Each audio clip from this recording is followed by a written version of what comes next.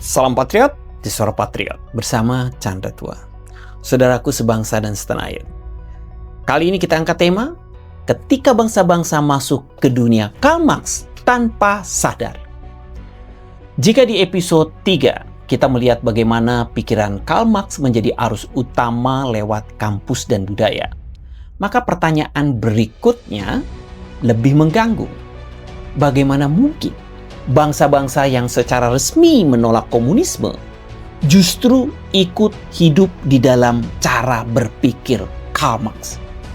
Jawabannya bukan karena mereka mengadopsi komunisme, melainkan karena mereka menerima definisi dan lensa yang ia cipta. Karl Marx tidak perlu memimpin negara untuk menang. Ia cukup memastikan dunia membaca realitas dengan bahasanya.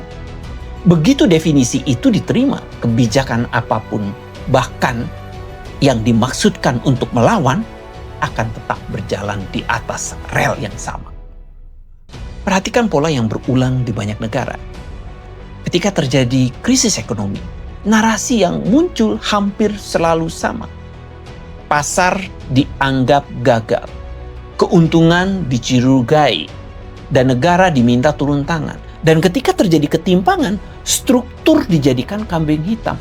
Individu diposisikan sebagai korban. Dan solusi ditarik ke pusat kekuasaan.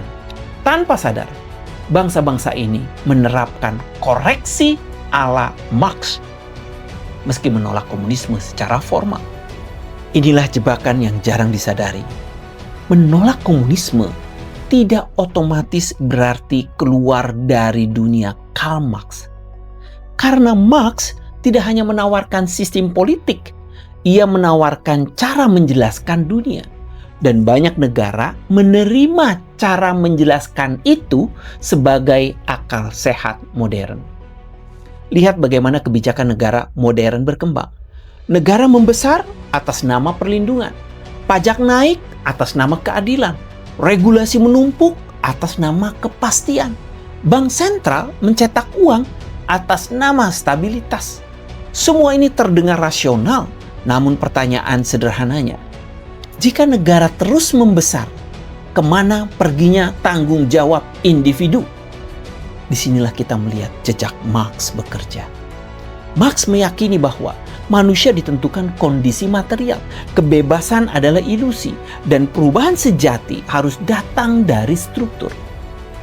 Ketika bangsa-bangsa mengadopsi kebijakan yang memindahkan resiko, keputusan, dan makna dari individu ke negara, mereka sedang berjalan di jalur Karl Marx yang kencang. Bukan karena mereka ingin, melainkan karena definisi ini sudah dianggap normal. Akibatnya, muncul kontradiksi yang aneh. Bangsa-bangsa mengaku menjunjung kebebasan, namun warganya semakin bergantung. Mereka mengaku melindungi rakyat, namun kelas menengah tertekan. Mereka mengaku mengejar keadilan, namun konflik sosial justru meningkat. Kontradiksi ini bukan kegagalan kebijakan semata. Ini adalah gejala dunia pikir yang keliru. Di titik ini, kita harus berani jujur. Masalahnya bukan pada satu negara, bukan pada satu ideologi resmi, bukan pada satu rezim. Masalahnya adalah cara berpikir yang sama telah diadopsi lintas bangsa. Cara berpikir yang memandang sistem sebagai sumber semua masalah, negara sebagai penyelamat utama, dan individu sebagai korban permanen. Inilah dunia Karl Marx, tanpa perlu menyebut namanya. Episode 4 ini menutup satu bab penting. Kita telah melihat komunisme yang berubah wajah.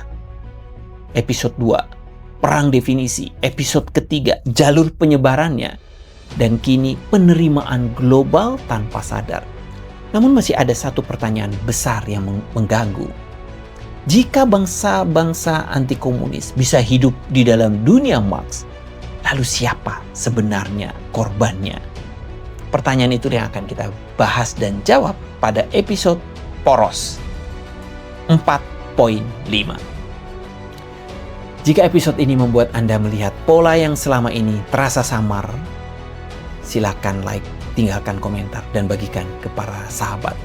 Karena sebelum kita bicara tentang jalan keluar, kita harus jujur tentang di dunia siapa kita sedang hidup. Mari kita tolak komunisme, karena komunisme adalah jalan buntu. Suara Patriot untuk Indonesia berdaulat.